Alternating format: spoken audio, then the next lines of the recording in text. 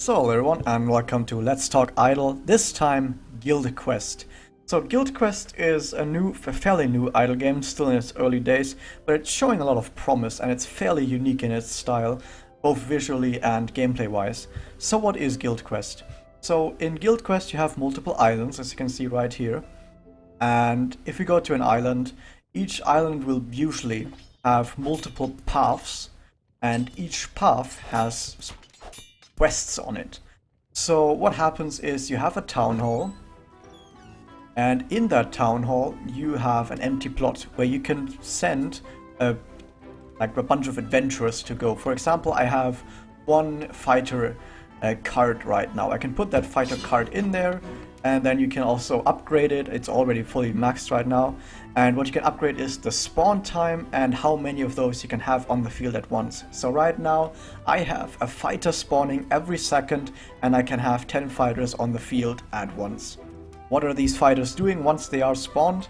Once the fighters are spawned from the guild hall, they will run down the path, and while they are going down that path, they will try to complete quests. So for example, they come out of here and they'll go to the first quest. This here is a kill quest. There's two different types of quests, or rather three actually. There's a kill quest, there's an exploration quest, and then there's a boss quest. So on these kill quests, what they do is they have to fight a sort of enemy. That enemy has a respawn time, in this case it's 6 seconds, it has an attack power of 30 in this case, and it has a health. So your guys are gonna go there, they're gonna fight these guys, and once they're done fighting, they'll maybe even take some damage. They'll kill the monsters, you will get some gold and you'll get some experience, and then your guys will move on to the next quest. For example, here is a tougher quest. It has more health, more attack power, but it also gives me more. Down here we have an exploration quest, for example. They just have a certain amount of exploration value that you have to fulfill, and each, well, they're called Guildians, like your own guys, like the fighters up there, they're called Guildians. And each Guildian type has their own value of how good they are at exploring. The fighters, they're not very good at exploring, but it's okay, because this is a fairly simple quest. And at the end of each path you will have a boss quest. And boss quests will drop a treasure chest each time they are beaten, which is pretty good, and it shows you how good this treasure chest is right here. Though this is an uncommon chest. They're fairly alright. Fairly standard though. So once you've done that on your first island, which is pretty simple, you will unlock a second island, and after that you'll unlock more and more islands. So, for example, on here you can have up to 3 Guildian cards. And there's different types of Guildians that all have their own strengths and weaknesses, but for the most part, once you play the game a little bit, you kind of get to see what their differences are and what their strengths are, and you'll kind of figure out, okay, obviously the Explorer has a ton of explore value for adventure quests, or exploration quests. The Fighter is pretty bad at everything. The Mage does a lot of damage. The Knight is good at protecting stuff, the Cleric is a good all-rounder that also heals, and the Dark Knight is better the higher the prestige is. What prestige is, we'll get to that later. But yeah, if you have more Guildian cards, you can put more Guildian cards into the same plot, into the same town hall, and you'll have multiples spawn out of there. And for right here, we also have a bunch of quests more. Now, if you're wondering where do the quests even come from, well, the quests, that's for you to decide. So for example, let me go to this one, for example. When you have these like quest slots, and this is an empty quest slot. And on this empty quest slot, I can say, okay, I have these 3 quests, I have 2 exploration quests, or I have a kill quests. Later on in the game, you'll probably want kill quests when your guys get good. And then you build it, and then you can upgrade it as well. And the higher the level is, the harder it is, but it also gives you more stuff if you've beaten it. So if you've got good Guildians, if they upgrade it, if they're really powerful, and you can give them really hard quests, but you get a lot of stuff for it. So all of these islands are working at pretty much the exact same time right now, but don't worry, it doesn't require that much CPU or anything. It's pretty well balanced. So the only thing other about that is you also have the prestige button. So you can actually nuke an island and start it over again. So if you nuke an island, you will get the Guildians back.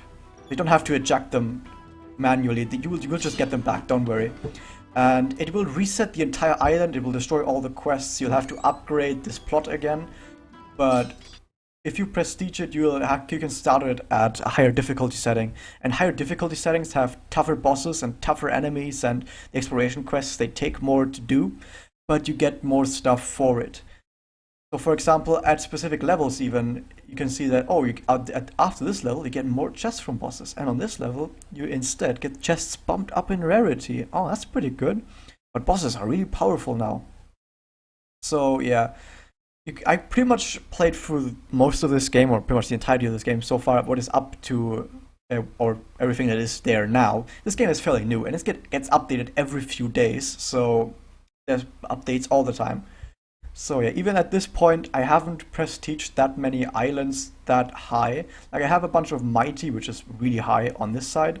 But for the most part, what you really want to take a look at is, if you prestige something to a higher difficulty level, usually you get less experience and gold per minute. Usually, there are some exceptions on the first few islands, for example. But yeah, usually.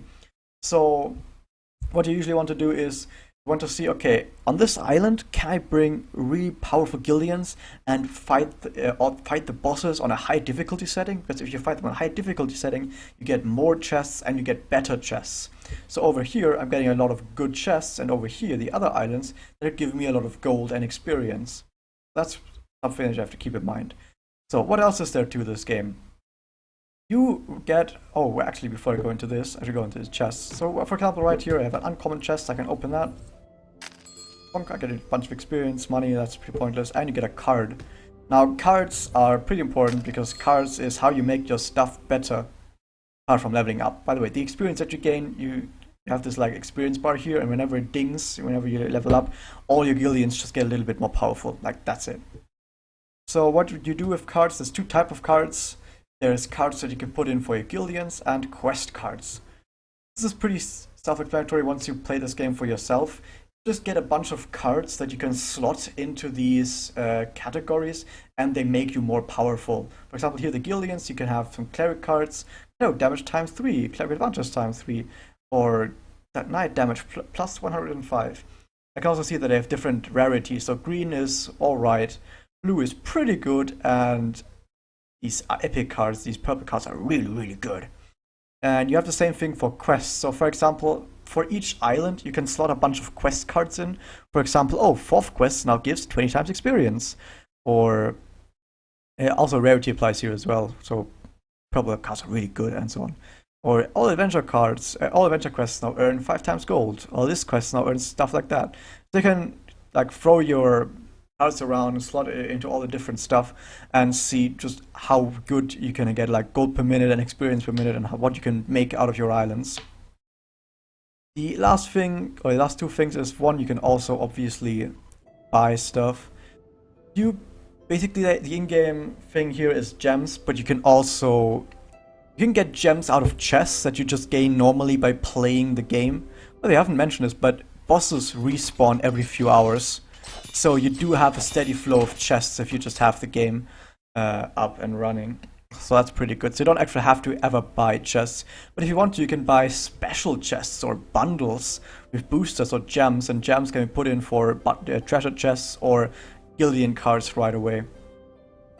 So yeah, one last thing that I added fairly recently is the forge mechanic. Basically, you can just throw a bunch of cards in here, and if you look at the specific recipes, for example, if you throw in, it has, by the way, the order is important as well. So if you order an uncommon, a common, 2 uncommon, and a common, and wait, what is this again? Oh yeah, a common, 2 uncommons, and then a common again. In this order, you'll get a specific card. Right now, I did just 4 uncommons, and they'll just give me any 1 rare card. So yeah, you can just go in here, see what you have too much of.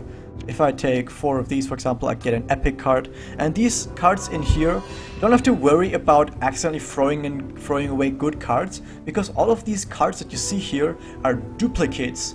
You can only use duplicate cards for crafting. So you don't have to worry about accidentally throwing the wrong thing away, because all of these cards that you see listed in here are throwaway cards that you don't need. So go ahead, throw all of these guys away. These are all cards that are not usable, because you can't use dupes. You can only ever use each card once. So if you get a duplicate, you can throw it into the forge and turn your duplicates into better cards. And there's a whole bunch of recipes. I'm just gonna quickly sift through all of these, and if you want to see what they are, you can pause the video and any of these and take a look. So yeah, that is Guild Quest.